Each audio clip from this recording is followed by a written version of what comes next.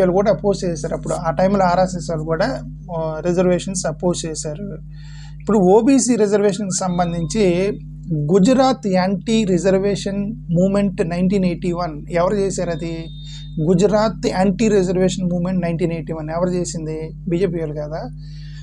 ఉత్తరప్రదేశ్లో 1989లో 10 years రిజర్వేషన్స్ని extend చేసినప్పుడు SC ఎస్టీలకి యాంటీ రిజర్వేషన్ అని చెప్పేసి పార్లమెంట్లో గొడవ చేసింది ఏ ఎంపీలు?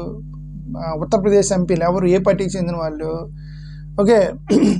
ఆర్ఎస్ఎస్కి సంబంధించినటువంటి ఒక ఆయన ఉన్నారు, doctor JK Jain, RSS MP JK Jain hunger స్ట్రైక్కి వెళ్ళాడు ఓబీసీలకి రిజర్వేషన్ ఇస్తుంటే.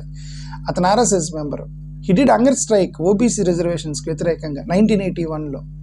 ఇప్పుడు వీళ్ళు కూడా అదే చెప్తే నేనందరూ వీళ్ళు ఇచ్చిన స్పీచ్లు వేరు, యాక్చువల్గా వీళ్ళు ఒరిజినల్గా వేరు అని అన్నది. అందుకే సో అంటే లోపల రిజర్వేషన్స్ వ్యతిరేకంగా పనిచేస్తారు, బట్ బయటకు వచ్చి they say that we are for reservation.